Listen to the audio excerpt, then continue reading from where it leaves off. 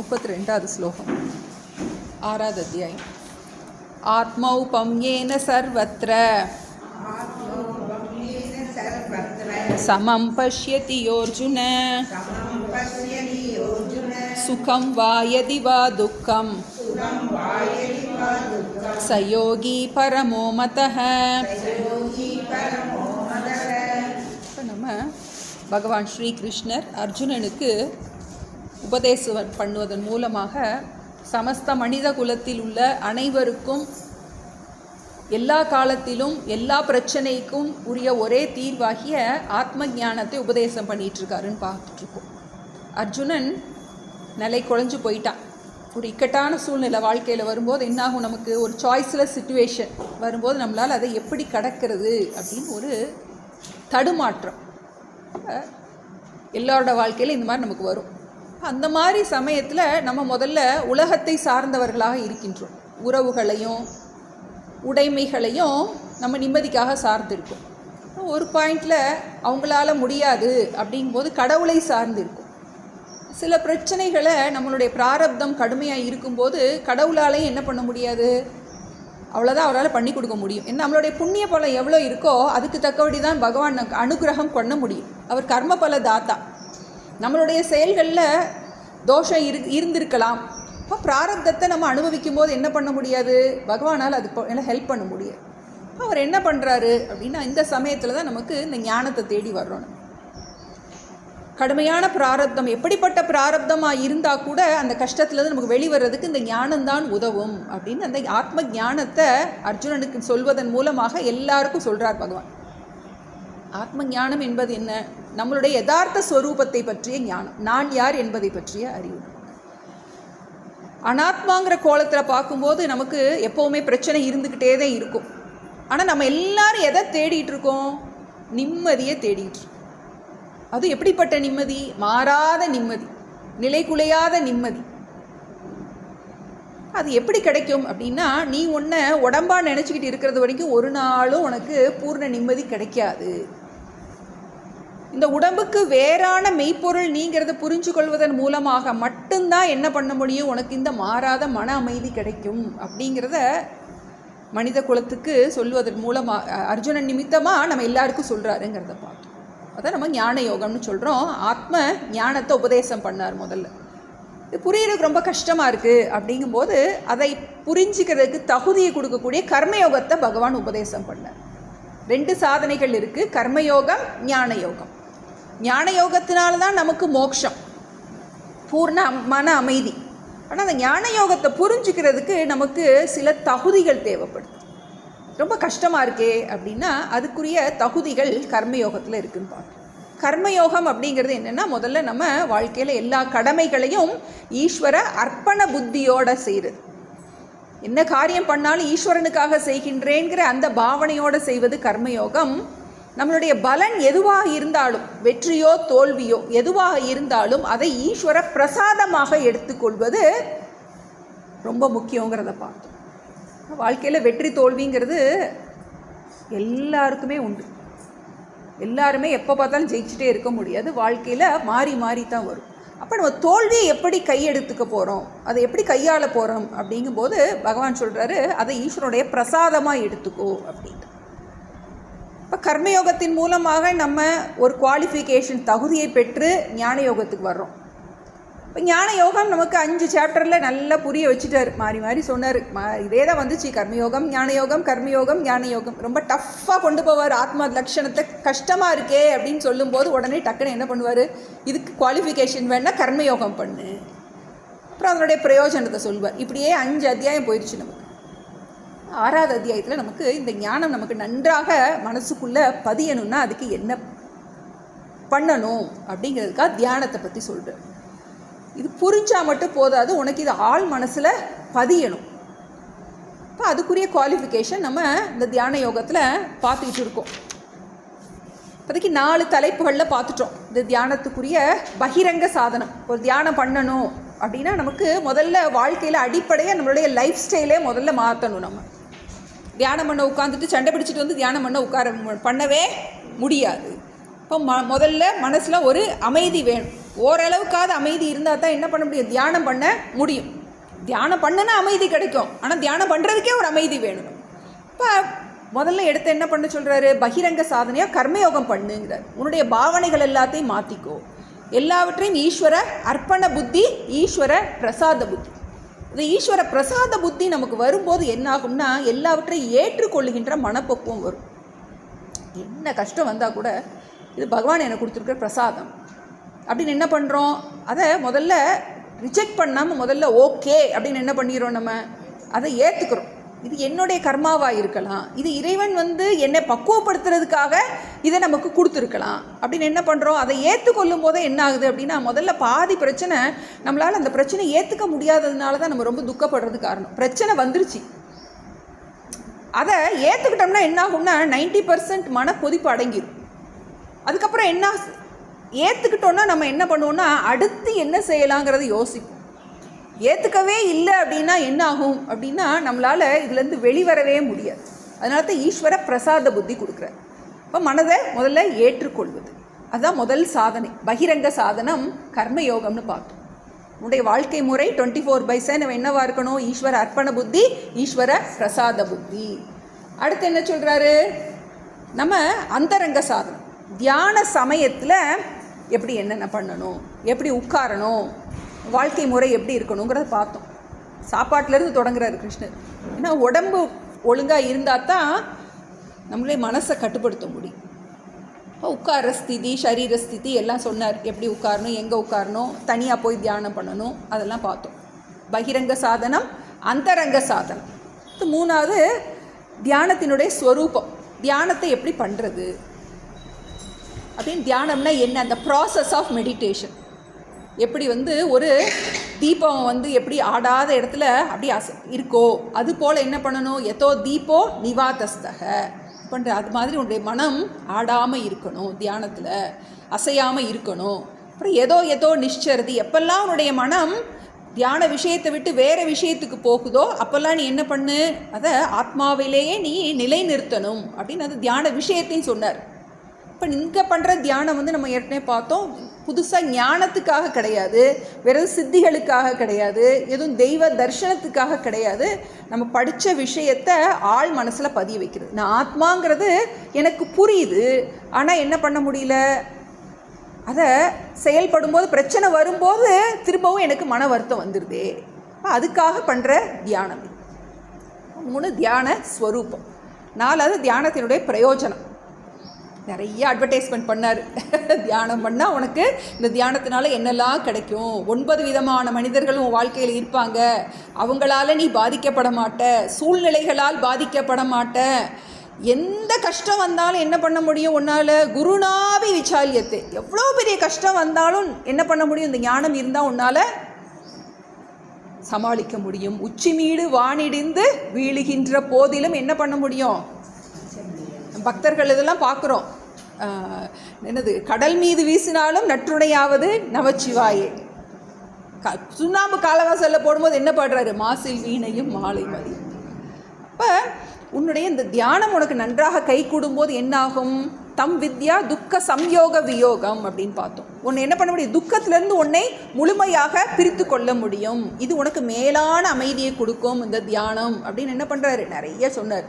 அப்புறம் சர்வபூதஸ்தம் ஆத்மானம் சர்வபூதானி சாத்மனி, எல்லாரையும் நீ என்னவா பாப்ப, நீ ஆத்மாவா, உன்ன மாதிரியே எல்லாரையும் நீ நேசிக்க தொடங்குவாய், சர்வாத்ம பாவம் அப்படிங்கிறத பார்த்தோம். மேலான ஒரு பிரயோஜனம், நம்மளோட வாழ்க்கையினுடைய லட்சியம்.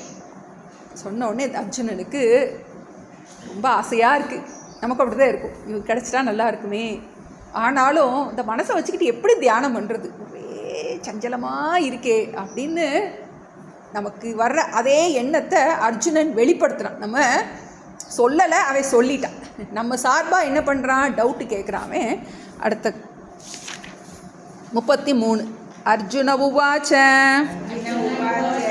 யோயம் யோகஸ்த்வயா ப்ரோக்தஹ சாம்யேன மதுசூதன ஏதஸ்யாஹம் ந பஷ்யாமி சஞ்சலத்வா ஸ்திதிம் ஸ்திராம் யோயம் யோகஸ்த்வயா ப்ரோக்தஹ சாம்யேன மதுசூதன ஏதஸ்யாஹம் ந பஷ்யாமி சஞ்சலத்வாத் ஸ்திதிம் ஸ்திராம். இது அர்ஜுனனுடைய கேள்வின்னு எடுக்க முடியாது, அவனுடைய மனநிலை. இது கேள்வி கிடையாது, அவன் கேள்வியாக கேட்கல, அவன் தன்னுடைய கருத்தை சொல்கிறான். என்ன சொல்கிறான்? மதுசூதன கிருஷ்ணர்கிட்ட சொல்கிறான், இந்த சமத்துவ யோகமானது, உன்னால் நன்றாக உபதேசிக்கப்பட்ட இந்த சமத்துவ யோகமானது, யோயம் யோகஸ்த்வயா புரோக்தக, துவயா புரோக்தக, உன்னால் உபதேசிக்கப்பட்ட இந்த சாமியேன யோகம், சாமியேன யோகம் சமத்துவ பாவம், எல்லாரையும் நீ ஒன்றை மாதிரி பார்ப்ப, எல்லாரையும் நீ ஆத்மாவாக பார்ப்பேன்னு பகவானே நீ சொல்கிற. ஆனால் எனக்கு இது கஷ்டமாக தெரியுதே. ஏதஸ்யாகம் ந பஷ்யாமி, என்னால் அப்படி பார்க்க முடியலையே, எல்லாரையும் ஆத்மாவாக பார்க்க முடியலையே. எதனால்? சஞ்சலத்வா ஸ்திதிம் ஸ்திராம். ஏன்னா என்னுடைய மனம் எப்படியா இருக்குது? சஞ்சலம், அஸ்திதிம், அது ஸ்திரமற்றதாக இருக்கின்றது, சலிச்சு கொண்டே இருக்கின்றது அப்படின்னு சொல்லிட்டு, இது ஒரு யூனிவர்சல் ப்ராப்ளம். எல்லாருமே தியானம் பண்ணணும்னு ஆசையாக தான் இருக்கும். தியானம் பண்ண உட்காரும்போது குறகா ஆடும் மனசு. பேசாமல் தியானம் பண்ண உட்காராமல் இருந்திருக்கலாமே அப்படின்னு கூட நமக்கு தோணும். இப்போ நம்ம ஒரு தியான ப்ராக்டிஸ் நம்ம கிளாஸில் தொடங்கிட்டுருக்கோம். இப்போ இதில் நமக்கு முறையாக கொஞ்சம் கொஞ்சமாக ஒரு மெத்தடாலஜியாக இருக்குது. இப்போ இதில் நமக்கு ஏதாவது ஒரு மெத்தடை வச்சு நம்ம மைண்டை வந்து குவைட்டிடியூட் பண்ணணும். நிறைய பண்ண போகிறோம். ஒவ்வொரு கிளாஸ்லேயும் வித்தியாசமாக வெரைட்டியாக தான் பண்ண போகிறோம், ஒரே மாதிரி கிடையாது. நம்ம சில ஒரு கைடட் மெடிடேஷன் ஒரு டெக்னிக் ஃபாலோ பண்ணுறோம். இது யாருக்கு எதாவது சூட் ஆகுதோ அதை நம்ம எடுத்துக்கலாம். முக்கியமாக கொள்கை என்ன? மனம் வந்து அமைதி அடையணும். அதுக்கு தான் இந்த மாதிரி ஒரு கேள்வி. இவன் நம்மளுடைய எல்லாருக்கும் இருக்கிற கேள்வியை சொல்கிறான்.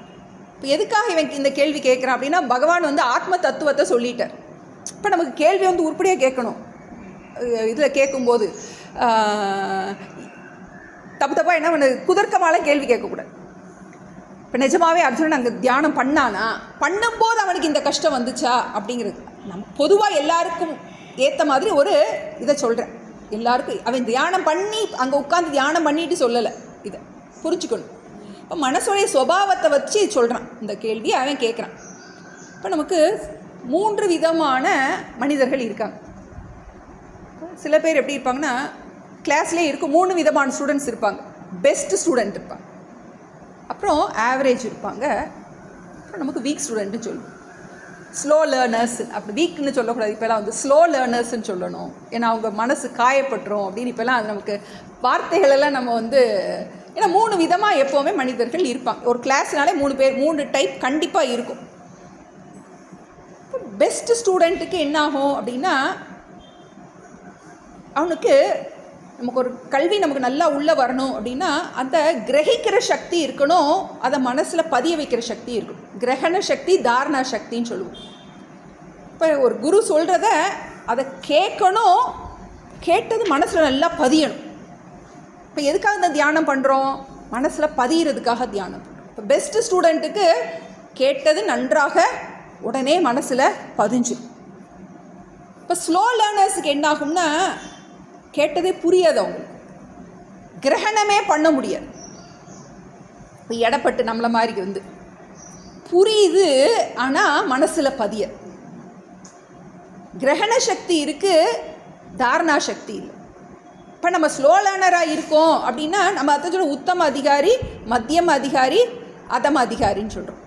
அப்போ உத்தம அதிகாரிக்கு சொன்னோன்னே புரிஞ்சிடும். சொன்னோன்னே புரிஞ்சிருச்சுன்னா அவங்களுக்கு கிளாஸ் தர வேண்டிய அவசியமே இல்லை, ஏன்னா அவங்களுக்கு புரிஞ்சிருச்சு. அதம அதிகாரிக்கு புரியவே இல்லை.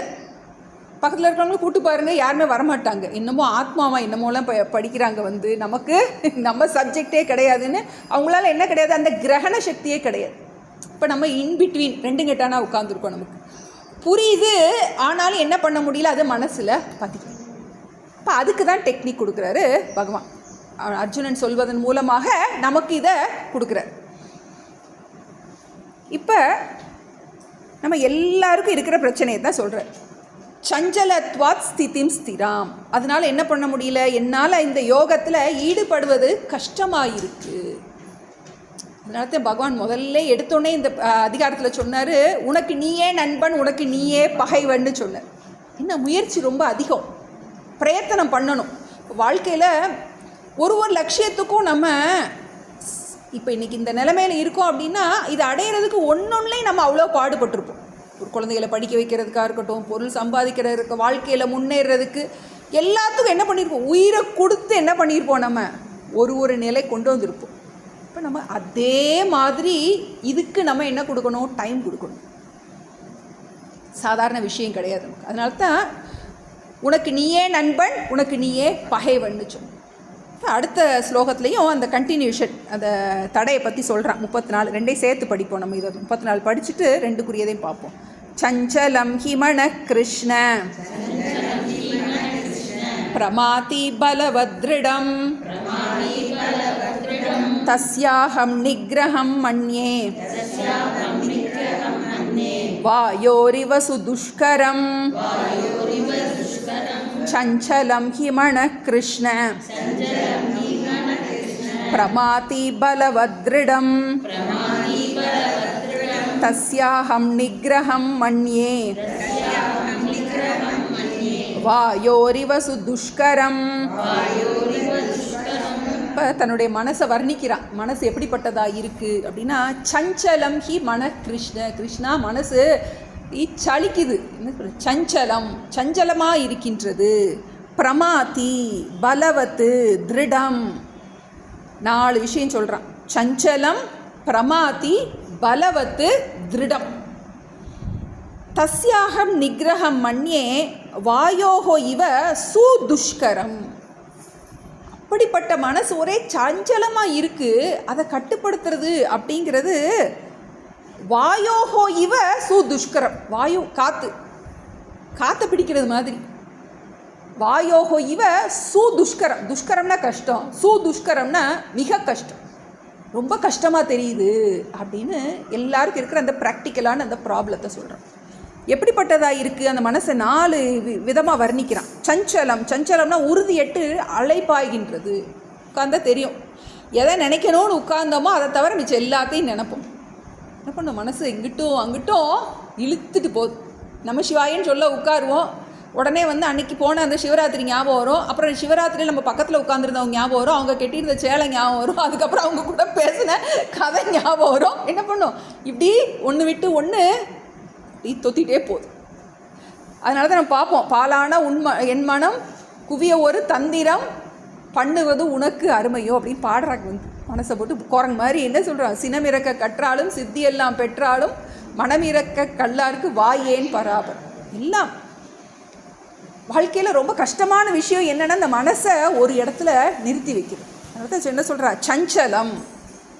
பிரமாதி, பிரமாத்தின்னா மத்தனம், மத்தனம்னா கடைவது, மத்துன்னு சொல்கிறோம். மத்துனா என்னது, கடையுது. பிரமத்தனம் அப்படின்னா நன்றாக கடையுது, மனசை கடைஞ்சி எடுக்குது. அதுவும் நம்ம தியானத்தில் போய் உட்கார்ந்தோடனே தான் என்ன ஆகும் அப்படின்னா, நம்மளே மனசு கவலையாக இருக்குன்னு போய் தியானம் பண்ணலான்னு உட்கார்ந்தோடனே உள்ள அடக்கிற கவலையெல்லாம் வெளியே வந்துடும். அது வரைக்கும் அமைதியாக இருந்தாலும் என்ன ஆகும், வெளியே வரத்தோட இந்த பிரச்சனை அந்த பிரச்சனை என்ன பண்ணும், கடைஞ்சி எடுக்குது. பிரமாதி எப்படி கடையுது, பலவத்து மிகவும் பலமுடையதாக இருக்கின்றது. திருடம் ரொம்ப உறுதியானதாக இருக்கின்றது, ரொம்ப வலிமை உடையதாக இருக்கின்றது இந்த மனம். அது கூட என்ன பண்ண முடியல, ஒரே போராட்டம். தியானம்னு உட்கார்ந்தாலே என்னது, ஒரே மனசோட போராட்டமாக இருக்குது. அதை என்ன பண்ணுறது, அதை நிகிரகம் பண்ணுவது மிக மிக மிக கடினமாக இருக்கின்றது அப்படின்னு இந்த மனதுடைய குவாலிஃபிகேஷன். இது தியானத்துக்குடைய தடையை அவை சொல்கிறான். என்னெல்லாம் தடைகள், இது நம்ம எல்லாருக்குமே இருக்கிற ஒரு பிரச்சனை. தியானம் பண்ண உட்காரும்போது முதல்ல என்ன ஆகும் அப்படின்னு 4 தடைகள் சாஸ்திரத்தில் சொல்லப்பட்டிருக்கு. அர்ஜுனன் இதில் 1 சொல்கிறான், இன்னும் 3 இருக்குது. இதுக்கு பேர் விக்ஷேபம்னு பேர். சலனம் இருக்கு இல்லையா, அதுக்கு பேர் விக்ஷேபம்னு பேர். சரி, கொஞ்ச நேரம் உட்காந்து அப்படி அமைதியாக்காம என்ன பண்ணுறோம், விக்ஷேபத்தை கவனிக்கிறோம். நிறைய மெத்தட் பண்ணி இது பண்ணும்போது என்ன ஆகும் அப்படின்னா, அதுக்கப்புறம் அடுத்து கொஞ்சம் நேரத்தில் என்ன ஆகும்னா தூக்கம் வந்து 2வது தடை. அர்ஜுனன் இது ஒன்று மட்டும் தான் சொல்கிறான். 4 தடைகள் வரும் நமக்கு தியானத்தில் சொல்லப்படும். ஒன்று விக்ஷேபம், 2வது லயம். விக்ஷேபம்ங்கிறது என்னென்னா, நமக்கு ரஜோகுணம் அதிகமாகும் போது என்னாது, மனசு வந்து அலைப்பாயும். அதுக்கப்புறம் தூக்கம். அப்படி மனசு என்ன பண்ணும், ஏன்னா நமக்கு எப்போவுமே வாழ்க்கையில் கண்ணை மூடி எப்போ பழக்கம், தூங்கும்போது தான் கண்ணை மூடுது.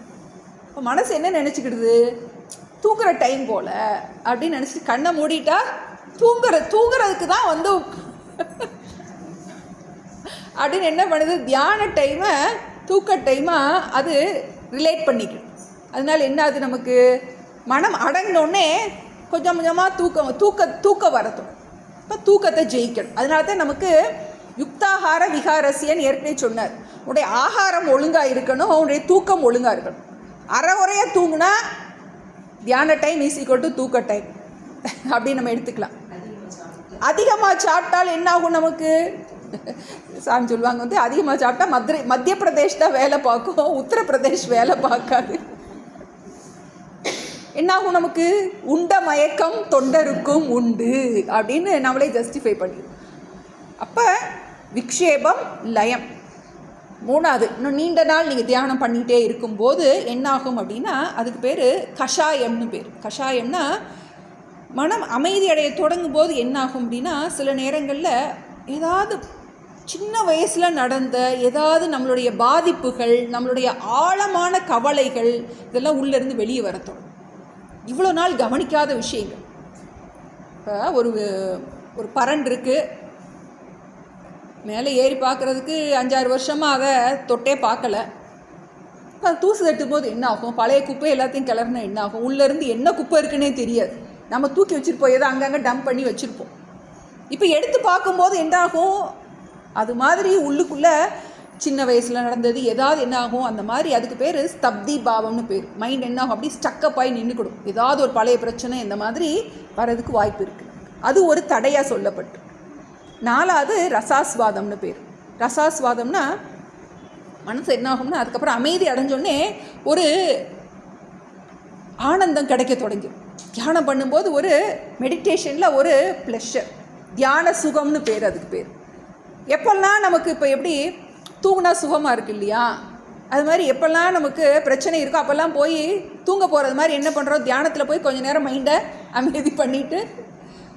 ஆனால் அதை நம்ம என்ன சொல்கிறோம், அதை ஒரு தடையாக சொல்கிறோம். மனம் அமைதி அடைகின்றது தியான டைமில் மட்டும். அப்புறம் பிரச்சனையை ஹேண்டில் பண்ண தெரியல நமக்கு. அதனால தான் நம்ம ஞானம் ரொம்ப முக்கியம்னு சொல்கிறோம். நீ மெடிடேஷன் பண்ணி மைண்ட் என்ன பண்ணுவேன், நீயே காம் பண்ணிடுற. அப்புறம் வெளியே வந்ததுக்கப்புறம் என்னாகும், திரும்ப அதே பிரச்சனை இருக்கும், ஹேண்டில் பண்ண தெரியாது நமக்கு. அப்போ அது என்னாகும், ஒரு அடிக்ஷன் மாதிரி ஆகும். தியானம் பண்ண எப்போலாம் நமக்கு வந்து மனசு சஞ்சலமாக இருக்கோ அதில் ஒரு சுகம் கிடைக்க தொடங்கும். எப்படி தூங்கும்போது ஒரு சுகம் இருக்கோ நமக்கு, அதுபோல் தியான சுகம் நமக்கு. அது ஒரு தடையாக சொல்லப்பட்டிருக்கு. நம்ம இங்கே எதுக்காக தியானம் பண்ண உட்காந்துருக்கோம், நான் உடம்புங்கிற எண்ணத்தை மாற்றி நான் ஆத்மாங்கிற எண்ணத்தை மனசை பதிகிறதுக்காக உட்காந்துருக்கோம். கவலைக்கு மருந்தான் நம்ம, அது வந்து தியானம் கிடையாது நமக்கு. இப்போ அது பேர் ரசாஸ்வாதம் பேர். நம்ம வாழ்க்கையில் என்ன நமக்கு என்ன வேணும், இந்த சர்வாத்ம பாவம் வேணும். நானும் ஆத்மா, எல்லாரும் ஆத்மாங்கிற ஞானம் நமக்கு வேணும் நமக்கு. அப்போ தான் உனக்கு இந்த 9 வகையான மனிதர்களையும் நீ சமாளிக்க முடியும் வாழ்க்கையில். அப்படி இல்லை அப்படின்னா 9 மனிதான வாழ்க்கையில் நீ சமாளிக்க முடியலன்னா ஓடி போய் தியானத்துக்கு போய் உட்கார்ந்தீங்கன்னா அது ஒரு தீர்வு கிடையாது. சாஸ்திரத்தில் ஆழமான விஷயமா சொல்லப்பட்டிருக்கு. இப்போ இங்கே அர்ஜுனன் விக்ஷேபத்தை மட்டும்தான் எடுத்திருக்கான். நம்ம ஆழமான ரொம்ப வருஷம் படிக்கிறவங்களுக்காக இந்த மற்ற தடைகளையும் நம்ம சொல்லியிருக்கோம். இப்போ 4 விஷயம் சொல்லியிருக்கான். மனம் எப்படிப்பட்டதாக இருக்குது, சஞ்சலம் உடையதாக இருக்கின்றது, மனம் கடைகின்றது, வலிமை உடையதாக இருக்கின்றது, திடமானதாக இருக்கின்றது. இப்போ எதனால இந்த மனம் இந்த மாதிரி இருக்குது, எதனால நம்மளால் தியானம் பண்ண முடியல அப்படின்னா, காரணம் மனதுடைய சூக்ஷ்மத்துவம். இப்போ ஒரு திடமான ஒரு பதார்த்தமாக இருந்தால் என்ன பண்ண, இப்படி கையில் பிடிச்சிடலாம் நம்மளால். ஆனால் இது எப்படிப்பட்டதாக இருக்குது, சூக்ஷ்மமானதாக இருக்குது. அதை என்ன பண்ண, நிலை நிறுத்துறது ரொம்ப கஷ்டம். வாயோகோ இவ, காற்றை விட சூக்ஷ்மமாக இருக்குது. சூக்ஷ்மம் அதிகமாக ஆக அதுக்கு பலம் ஜாஸ்தி. இப்போ அதனால அதனுடைய மனதுடைய தன்மை சூக்ஷ்மமானதாக இருக்கின்றது. அதனால நம்மளால் தியானம் பண்ணுறது கஷ்டமாக இருக்குது. ரெண்டாவது என்னென்னா, படைக்கும் போதே இது வெளிமுகமாக இப்படி தான் படைக்கப்பட்டிருக்கு. இது வந்து ரஜோகுணத்தினால இருக்கிறது. இது சலிச்சுக்கிட்டே தான் இருக்கும். அது மேனுஃபேக்சர் டிஃபெக்ட். மனசுனாலே சஞ்சலாத்மிகா மனக, சஞ்சலம் உடையது தான், சலிச்சுக்கிட்டே தான் இருக்கும். அது மேனுஃபேக்சர் டிஃபெக்ட். பராஞ்சிக்கானி வெத்திரனத் ஸ்வயபூன்னு பார்க்குறோம்.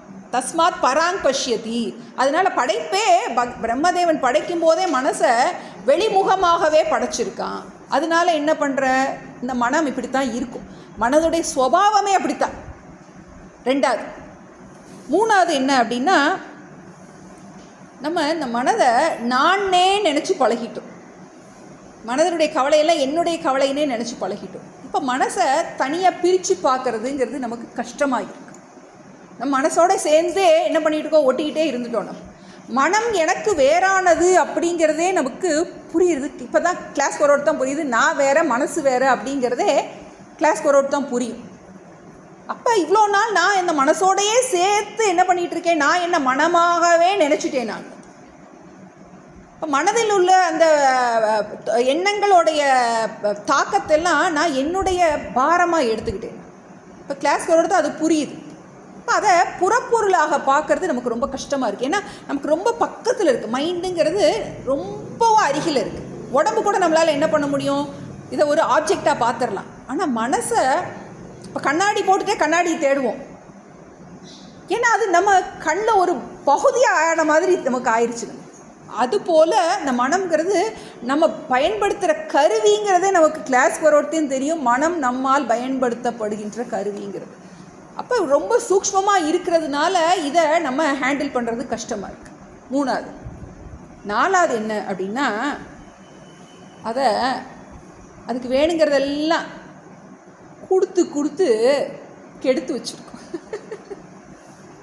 எப்படி நம்ம சின்ன பிள்ளைகளை வந்து ஸ்பாயில்ட் சைல்டு அப்படின்னு சொல்கிறோம் பார்த்தீங்களா, அது மாதிரி என்ன பண்ணுறோம், அது கொஞ்சம் என்ன பண்ணும், பிடிவாதமாக கேட்க தொடங்கும். நம்மளே யோசிக்கலாம், ஃபோன் பார்க்கக்கூடாதுன்னு தான் நினைப்போம், இவ்வளோ நேரம் தான் பார்க்கணும்னு நினைப்போம். அது என்ன பண்ணோம், அட்டம் பிடிச்சி நம்மகிட்டருந்து வாங்கிடுவோம் நம்ம. அது மாதிரி அது ஒரு அதுக்கு நீண்ட நாளாக அதனுடைய கண்ட்ரோலில் நம்ம இருந்திருக்கோம். இப்போ தான் புரியும், நம்ம மனதுடைய கட்டுப்பாடில் நான் இருந்திருக்கேன். நம்ம ஏதாவது ஒன்று அதுக்காக தான் நமக்கு விரதங்கள் தபம் பண்ணுறது இதெல்லாம் அதுக்காக தான் சொல்லப்பட்டிருக்கு. நிறைய அந்த தபஸ் பண்ணுறதெல்லாம். அப்போ ஒரு நாள் நீ உபவாசம் இருக்க அப்படின்னா நீ சாப்பிடக்கூடாது.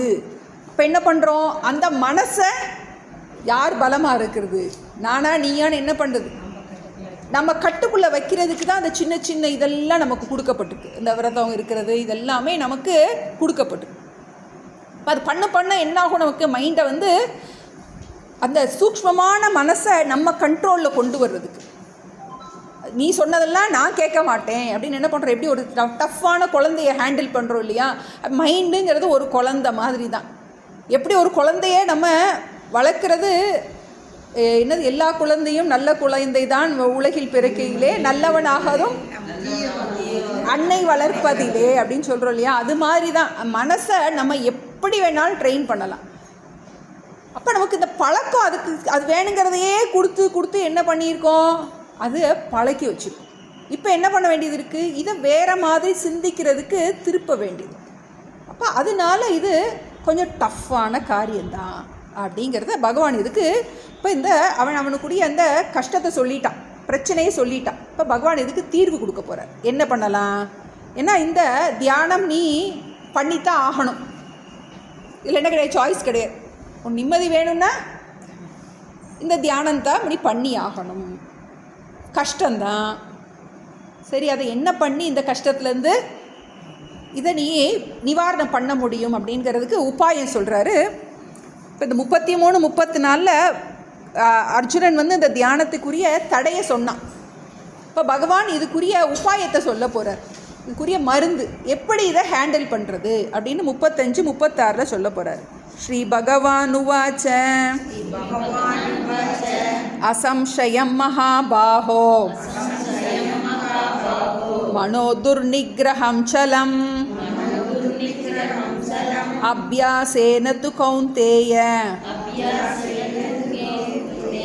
வைராகேன ச கிருஹ்யதே அசம்சயம் மகாபாஹோ மனோ துர்நிக்ரஹம் சலம் அப்யாசேன து கௌந்தேய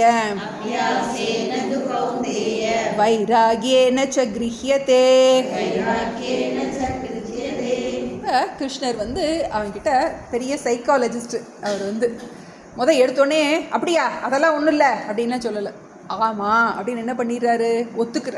நம்மளே யாராவது ஒருத்தர் நம்மக்கிட்ட ஒரு பிரச்சனையை எடுத்துகிட்டு வர்றாங்க அப்படின்னா முதல்ல எடுத்தோடனே என்ன பண்ணக்கூடாது, அவங்க சொல்கிறத கேட்கணும். அது மாதிரி கிருஷ்ணன் என்ன பண்ணுறாரு, ஒத்துக்கிடுறேன் அப்படிங்கிறார். அசம்சயம் மகாபாகோ மனோ துர்நிகிரகம் சலம். எடுத்தோடனே சந்தேகமே இல்லை அப்படிங்கிறார். சம்சயம்னா சந்தேகம், அசம்சயம்னா சந்தேகம் இல்லை. நீ சொல்கிறது 100க்கு 100 கரெக்டு. நீ சொல்கிறத நான் ஏற்றுக்கொள்கின்றேன். என்ன ஏற்றுக்கிறேன்? மனோ துர்நிகிரகம் சலம். சலம் மனக, அந்த சலிச்சுக்கிட்டே இருக்கின்ற அந்த மனசை நிகிரகம் பண்ணுறது துர்நிகிரகம். ரொம்பவும் கடுமையானது, ரொம்ப கஷ்டந்தான், ஒத்துக்கிறேன். மகாபாகோன்னா அவன் வீரன், பெருந்தோளுடையவன். அப்படிப்பட்ட உனக்கே இது கஷ்டம்தான். இந்த மனசை அடக்கிறதுங்கிறது ஒரு சாமானியமான விஷயம் கிடையாது. பார்ப்போம், இந்த யானை என்ன பண்ணிகிட்டு இருக்கும், துதிக்கை ஆட்டிக்கிட்டே இருக்கும். இப்போ என்ன பண்ணுவாங்க, அதில் ஒரு சங்கிலியை என்கிட்ட கையில் கொடுத்தா என்னாகும், அது ஆட்டாது. அது மாதிரி சலிச்சுக்கிட்டே தான் இந்த மனசு இருக்கும். அசம்சயம் மகாபாகோ மனோ துர்நிகிரகம் சலம். ஏன்னா இது அர்ஜுனனுக்கு மட்டும் இருக்கிற ப்ராப்ளம் இல்லை, எல்லாருக்குமே இருக்கின்ற பிரச்சனை. ஏன்னா மனதுடைய ஸ்வபாவமே சஞ்சலந்தான் மனதனுடைய ஸ்வபாவம். ஆனால் அதுக்காக என்ன பண்ண முடியாது, அதை ஒரு எக்ஸ்கியூஸாக எடுத்துக்கிட்டு நான் இப்படியே இருப்பேன்னா உனக்கு இந்த ஞானத்தினுடைய பிரயோஜனம் கிடைக்காது. அப்போ நீ என்ன பண்ணணும் அப்படின்னா, அபியாசேன து கௌந்தேய வைராகேன ச கிருஹ்யதே. இதுக்கு 2 உபாயம்தான் இருக்குது. ஒன்று அபியாசம், இன்னொன்று வைராக்கியம். எல்லா வாழ்க்கையில் எல்லா வெற்றிக்குமே இது 2 தான் முக்கியம். அபியாசம்னா பயிற்சி, வைராக்கியம்னா அதில் உறுதி. இந்த 2 குவாலிஃபிகேஷன் நமக்கு ரொம்ப ரொம்ப முக்கியமானது. வைராக்கியம் அப்படின்னா என்னது, வேறு இதில் நாட்டம் இல்லாமல் இதிலேயே நாடுவது. ஒரு சின்ன விஷயம், ஒரு உலகத்தில் ஒரு நல்ல மார்க் வாங்கணும் அப்படின்னா அந்த பசங்க என்ன பண்ணி ஆகணும், படித்து ஆகணும். அபியாசம்னா என்னது, விடா முயற்சி. இப்போ சில நாள் என்ன பண்ணணும், சில காலங்கள் டிவி பார்க்கக்கூடாது, சுகங்கள் எல்லாத்தையும் என்ன பண்ணணும், விட்டு கொடுக்கணும். ஒரு பெரிய சுகம் நமக்கு வேணும் அப்படின்னா சின்ன சுகத்தெல்லாம் என்ன பண்ணணும், விட்டு கொடுக்கணும். அதான் வைராக்கியம். ஏன்னா நமக்கு லட்சியம் எதில் இருக்குது, மேலான ஒரு இதில் இருக்கும்போது கீழான விஷயத்தில் நமக்கு நாட்டம் இருக்கக்கூடாது. இன்னொன்று என்னென்னா, எப்போவுமே நமக்கு தியானம் பண்ணும்போது ஏன் நம்மளால் தியானம் பண்ண முடியல அப்படின்னா, எங்கெங்கெல்லாம் நமக்கு ஆசை இருக்கோ மனசு அந்தந்த இடத்த தான் நோக்கி ஓடத் தொடங்கும். அனாத்மாவில் எங்கெல்லாம் நமக்கு ஒரு ஏமாற்றம் இருக்கும், அந்த ஏமாற்றத்தை நோக்கி தான் போகும். அந்த ஏமாற்றத்துக்கு காரணம் என்ன அப்படின்னா, வேற எங்கேயோ ஒரு ஆசை, ஒரு மூலையில் வேறு ஆசை இருக்கும். இப்போ இந்த தியான யோகி அவன் ஞான யோகத்துக்கு வந்துட்டான். இவனுக்கு இப்போ லட்சியம் என்ன, மோட்சம் மட்டும்தான் லட்சியம். மற்றது எல்லாத்தையும் என்ன பண்ணிட்டா, பொறுப்பெல்லாம் ஹேண்ட் ஓவர் பண்ணியாச்சு. நம்ம ஏற்கனவே பார்த்தோம். நீ தியானத்துக்கு வரும்போதே என்ன பண்ணுற, உன்னுடைய பொறுப்பு கடமை எல்லாத்தையும் பகவான்கிட்ட ஒப்படைச்சிட்ட. நீ பார்த்துக்கோ, எல்லாம் உன்னோட படைப்பு, அதை நீ பார்த்துக்கோன்னு என்ன பண்ணிட்டோம், ஹேண்ட் ஓவர் பண்ணிட்டோம். இப்போ நமக்கு லட்சியம் என்ன, மோட்சம் மட்டும்தான் லட்சியம். ஏன்னா இந்த பிறவி எதுக்காக கொடுக்கப்பட்டிருக்கு, மோட்சத்துக்காக. சாஸ்திரப்படி நமக்கு இந்த மனித பிறவியே எதுக்காக கொடுக்கப்பட்டது, மோட்சத்துக்காக தான். அப்போ நமக்கு ரொம்ப கஷ்டப்பட்டு எல்லாம் வந்துட்டோம், நமக்கு இப்போ புரிஞ்சிருச்சு. இப்போ என்ன பண்ணக்கூடாது, இப்பிறவி தப்பினால் எப்பிறவி வாய்க்குமோ தெரியவில்லை. அப்போ என்ன பண்ணணும், காலன் வரும் முன்னே, கண் பஞ்சு அடையும் முன்னே, கடைவாயில் பால் படும், யோசிக்கணும். இதெல்லாம் யோசிக்கணும். ஐயோ எவ்வளோ நாளைக்கு இருக்க போகிறோமோ தெரியல, யாருக்குனாலும் எப்போனாலும் என்னனாலும் ஆயிடலான்னு இருக்குது வாழ்க்கை.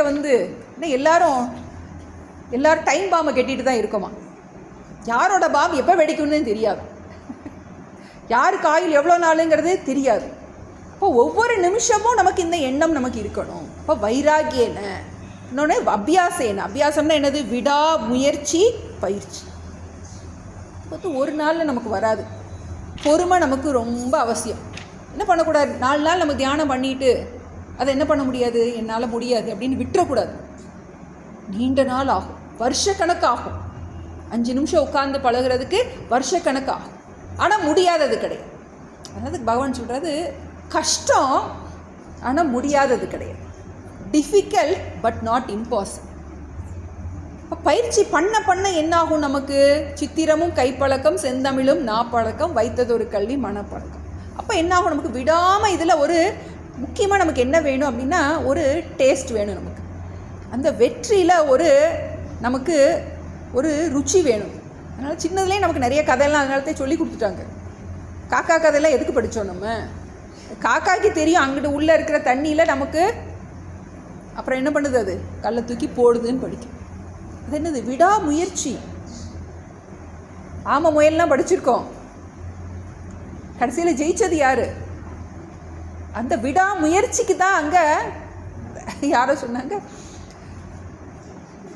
முயல் ஆமை கதையில்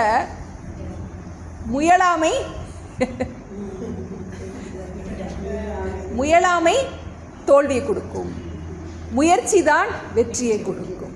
முயல் ஜெயிச்சிச்சா, முயல் தோத்துச்சா, ஆமை தோத்துச்சா? அதில் தோத்தது என்னது? முயலாமை தான் தோற்றுச்சு. இப்போ இது நமக்கு கஷ்டம்தான், நமக்கு ஒத்துக்கிறேன். ஆனால் உனக்கு மோட்சம் வேணும்னா நீ இதை பண்ணித்தான் ஆகும். இப்போ அபியாசேனத்து கௌந்தேய வைராகேனச்ச கிரஹியத்தே. வாழ்க்கையில் ஒரு லௌகிக வெற்றிக்கே கண்டிப்பாக அபியாசமும் வைராகியமும் தேவை. அதே இதைத்தான் நம்ம என்ன பண்ண போகிறோம்? இப்போ மெட்டீரியலிஸ்டிக்காக நம்ம போட்ட அதே முயற்சியை இப்போ இதில் நம்ம போட போகிறோம். இப்போ டைம் கொடுத்து நம்ம பண்ணும்போது என்ன ஆகும்? நமக்கு உத்தரே ஆத்மனாத்மானம். உன்னுடைய முயற்சியால் தான் நீ உன்னை மேலேற்றி கொள்ள வேண்டும். உனக்கு நீயே நண்பன், நீயே பகைவன். இப்போ நமக்கு விடாமல் அபியாசம் பண்ணும்போது என்னாகும்? அபியாசேனத்து கௌந்தேய வைராகேனச்ச கிரஹியத்தே. இனி அடுத்து 36 அதே இதை சொல்ல போகிறாரு. 36 அசம்யதாத்மனா யோகः துஷ்பிராபயிதி மே மதிஹ வஷ்யாத்மனா து யததா शक्यो वाप्तुमुपायतः असंयतात्मना योगः दुष्प्रापयति मे मतिः वश्यात्मना तु यतता शक्यो वाप्तुमुपायतः. இப்போ திரும்ப சொல்கிறார், எதிர்மறையிலையும் சொல்கிறாரு, நேர்மறையிலையும் சொல்கிறார், வலியுறுத்துறதுக்காக. அசம்யதாத்மனா யோக துஷ்பிராப இதி மே மதிஹி. அசம்யதாத்மனா, இந்திரிய கட்டுப்பாடு இல்லாதவனால், புலன் விஷயத்தில் அவனுக்கு ஆசை இருக்கிறவனால என்ன பண்ண முடியாது? சுருக்கமாக சொல்ல, அபியாசமும் வைராகியமும் இல்லாதவனால. உனக்கு ஒரு மேலான சுகம் வேணும் அப்படின்னா நீ கீழானதை விட்டு தான் ஆகணும். அப்படி இல்லைன்னா உன்னால் என்ன பண்ண முடியாது? வெற்றி கிடைக்காது. யாருக்கு? துஷ்பிராப இதி மே மதிஹி. துஷ்பிராபம்னா அடைய முடியாது, பிராப்தம்னா அடைவது, துஷ்பிராபம்னா அடைய முடியாது. வெற்றியை யாரால் அடைய முடியாது? அசம்யதாத்மனா யோக. யார் ஒருவன் முயற்சி பண்ணாமல் இருக்கானோ, வைராகியம் இல்லாதவனாக இருக்கானோ, அவனால் இந்த வெற்றியை அடைய முடியாது என்பது மே மதிஹி, என்னுடைய கருத்து அப்படின்னு சொல்கிறார். வஷ்யாத்மனா, அதே சமயத்தில் வஷ்யாத்மனான யார் ஒருவன் நன்றாக இந்திரிய கட்டுப்பாடு, வைராகியம், நன்றாக புலன் இன்பத்தில் நாட்டம் இல்லாதவனாக இருக்கின்றானோ, விடாமுயற்சியோடு இருக்கின்றானோ, அவனுக்கு தூ யததாம். தூனா ஆனால், ஆனால் அபியாச வைராகியம் உடையவனுக்கு யததாம். யததாம்னா நன்றாக யத்தனம் பண்ணுறவன். யத்தனம்னா என்னது? நன்றாக பிரயத்தனம் பண்ணுறவன். விடாமல் என்ன பண்ணுறான், முயற்சியை விடாமல் எத்தனை தடவை தோத்தாலும் மீண்டும் மீண்டும் என்ன பண்ணுறான், அதை ஏன்னா அதுக்கு அந்த டேஸ்ட் வேணும் நமக்கு. அதனால தான் நமக்கு முமுட்சுத்துவம் ரொம்ப முக்கியம்னு நம்ம சொல்கிறோம். இந்த புருஷார்த்த நிச்சயம் வேணும். நம்ம ஏற்கனவே பார்த்தோம், கர்மயோகத்திலேயே ரொம்ப நாள் இருந்துட்டு அதுவே போதும்னு நீ நினச்சின்னா உனக்கு என்ன கிடையாது, ஞானம் வராது. ஒரு பாயிண்டில் என்ன பண்ணணும், நீ கர்மயோகத்தில் இருந்துட்டு ஞான யோகத்துக்கு வந்து தான் ஆகணும். ஏன்னா இயற்கையே என்னாகும் அப்படின்னா, நமக்கு ஒரு டேஸ்ட் வர வர என்னாகும்னா நமக்கு நாட்டம் குறைய தொடங்கும். விவகாரங்களில் போகிற புத்தி கொஞ்சம் கொஞ்சமாக குறைய தொடங்கிடும். இயற்கையே நமக்கு அனுகூலமாக இருக்குமா. ஒரு இதில் படித்தேன் நான், எப்படி ஒரு கர்ப்பிணி பெண் கொஞ்சம் கொஞ்சமாக கர்ப்பகாலம் நெருங்க நெருங்க என்னாகும்னா, வீட்டில் இருக்கிறவங்கள்ட்ட வேலை செய்ய ரொம்ப நிறைய எக்ஸ்கியூஸ் கொடுத்துருவாங்க, பரவாயில்லன்னு. இயற்கையே என்ன பண்ணும், நமக்கு அனுகூலமாக இருக்கிறது மாதிரி உனக்கு இந்த மாதிரி கர்மயோகத்தில் உனக்கு பக்குவம் அடைஞ்சிட்டு இந்த ஞான யோகத்துக்கு வந்த அப்படின்னா உனக்கு அனுகூலமாக இயற்கையே உனக்கு பண்ணி கொடுக்குமா. கொஞ்சம் கொஞ்சமாக என்னாகும், உனக்கு கர்மயோகத்திலேருந்து பொறுப்புகள்லாம் உனக்கு என்னாகும், நீயாவே என்ன பண்ணும், குறைய தொடங்கும். ஏன்னா உனக்கு இச்சை அதுவாக இருக்கும்போது உனக்கு அதனுடைய அந்த இயற்கையினுடைய அந்த நியத்தையே உனக்கு ஹெல்ப் பண்ணும். அப்போ என்ன பண்ணணும், அதை நம்ம பயன்படுத்திக்கிடணும். எதுக்காக, இந்த ஞானத்தை திடப்படுத்துவதற்காக. பொறுப்புகள் எல்லாத்தையும் என்ன பண்ணிடுறோம், பொறுப்பாக ஹேண்ட் ஓவர் பண்ணிவிட்டு அபியாச வைராகியம். யோக சூத்திரத்தில் இதே தான் சொல்கிறாரு, அபியாச வைராகியன வைராகியாபியாம் தன் நிரோதக. நிரோதம்னா அந்த மனத்தை நிரோதம் பண்ணுவது எப்படின்னா அபியாசத்தினாலும் வைராகியத்தான். அதே தான் சொல்கிறார், வஷ்யாத்மனா துயத்தாம் சக்கியக ஆப்தும் உபாயத்தக. இந்த உபாயத்தின் மூலமாக என்ன உபாயம், அபியாசம் வைராகியம். சக்கியக அவாப்தும், கண்டிப்பாக உன்னால் என்ன பண்ண முடியும், இதை நீ அடைய முடியும். நம்ம அன்னபூர்ண ஸ்தோத்திரத்தில் பார்க்குறோம், ஞான வைராகிய சித்தியர்த்தம் பிக்ஷாம் தேகின். எதுக்காக எனக்கு பிக்ஷை கொடு அம்மா தாயே அப்படின்னா, நல்லா சாப்பிட்டு ஊரை சுற்றுறதுக்காகன்னு கேட்கல, எனக்கு ஞான வைராகியம் எனக்கு அதுக்காக என்ன பண்ணு, எனக்கு பிக்ஷை கொடு அப்படின்னு அப்போ அந்த வைராகியம்ங்கிறது ரொம்ப ரொம்ப முக்கியம். இந்த குவாலிஃபிகேஷன் ரெண்டு நமக்கு உபாயம் சொல்லியிருக்கார், அபியாசம் வைராகியம். இது ரெண்டின் மூலமாக என்ன பண்ணலாம், நம்ம இந்த உபாயத்தின் மூலமாக அபியாச வைராகியத்தின் மூலமாக கண்டிப்பாக இந்த தியானத்தை உன்னால் பண்ண முடியும். இப்போ நம்ம 4 ஸ்லோகம் பார்த்துருக்கோம். 2 ஸ்லோகத்தில் அர்ஜுனனுடைய கேள்வி என்ன கேள்வி, இந்த மனம் ரொம்ப சஞ்சலமாக இருக்கே, இது ரொம்ப கஷ்டமாக இருக்கே, இதுக்கு எனக்கு உபாயம் வேணும் அப்படின்னு சொல்லும்போது பகவான் என்ன சொல்கிறாரு, அபியாசத்தினாலும் வைராகியத்தினாலும் உன்னுடைய விடாமுயற்சியினாலும் இதுவே லட்சியமாக இருந்து உனக்கு மற்ற வேறு எதுவும் வேண்டாங்கிற அந்த எண்ணத்தினாலும் நீ திடமாக இந்த அபியாசத்தை நீண்ட நாள் பண்ணும்போது என்ன பண்ணலாம், இதில் உனக்கு வெற்றி கிடைக்கும் அப்படின்னு சொன்னோடனே அடுத்து அர்ஜுனன் இன்னொரு கேள்வி கேட்க போகிறான். ரொம்ப கஷ்டமாக இருக்கே பகவானே, இந்த ஜென்மால முடியும்னே எனக்கு தோணலையே, வாழ்க்கை என்னது காடு வாங்குது வீடு போகுங்குது, கடைசி காலத்தில் உட்காந்துருக்கனே, பொட்டுன்னு போயிட்டேன்னா பூரா வேஸ்ட்டாக போயிடுமா, திரும்ப ஒன்றுலேருந்து காயம் போட்டு திரும்ப நான் உள்ளுக்குள்ளே வரணுமா, இன்னொரு பிறவியில் திரும்ப மேலே கீழேருந்து வரணுமா அப்படின்னு கேள்வி கேட்க போகிறான். பகவான் சொல்ல போகிறார், அப்படிலாம் ஒன்றும் இல்லை, நீ எங்கே விட்டியோ அங்கேருந்து கண்டினியூ ஆகும் அப்படின்னு சொல்ல போகிறாரு. நல்ல இன்ட்ரெஸ்டிங்கான விஷயந்தான், முகவுரையை சொல்லிட்டு. ஏன்னா அடுத்த கிளாஸ் நீங்களாம் வரணுங்கிறதுக்காக அப்படித்தானே சீரியலில் அப்படித்தானே சொல்லுவான் விட்டதுலேருந்து வருவாங்க. ஆமாம், அதான் சொல்ல போகுது. சீரியல் எல்லாம் அப்படி தானே, அடுத்த எபிசோட முதலே சொல்லிடுறாங்களா, அது மாதிரி கதை சுருக்கத்தை சொல்லியாச்சு. அடுத்து என்ன பார்க்க போகிறோம், அடுத்த எபிசோடில் என்ன பார்க்க போகிறோன்னா இந்த கேள்விகளோட தொடங்க போது நம்ம அடுத்த கிளாஸில் பார்ப்போம். இப்போ சாண்டிங் பண்ணிடுவோம். அர்ஜுன உவாச்ச யோயம் யோகஸ்த்வயா ப்ரோக்தः சாம்யேன மதுசூதன ஏதஸ்யாஹம் ந பஷ்யாமி चञ्चलत्वात् स्थितिं स्थिरां चञ्चलं हि मनः कृष्ण प्रमाति बलवदृढं तस्याहं निग्रहं मन्ये वायोरिव सुदुष्करं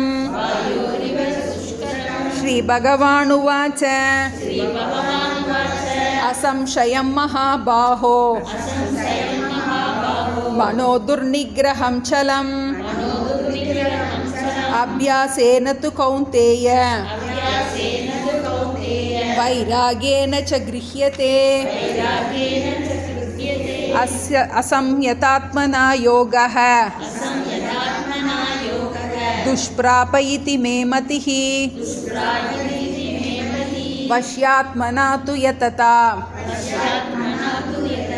शक्यो वाप्तुमुपायतः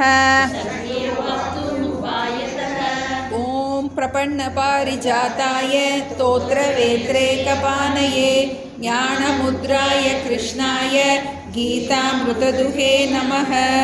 ॐ सर्वे भवन्तु सुखिनः सर्वे सन्तु निरामयाः सर्वे भद्राणि पश्यन्तु मा कश्चित् दुःखभाग् भवेत्। ॐ शान्ति शान्ति शान्तिः। सर्वं कृष्णार्पणमस्तु। கைவல்ய சக்தி கணபதிக்கு. அடுத்த நம்ம கீதா டிஸ்கஷன் கிளாஸ் இந்த அத்தியாயம் முடியும் போது வச்சுக்கிடுவோம்.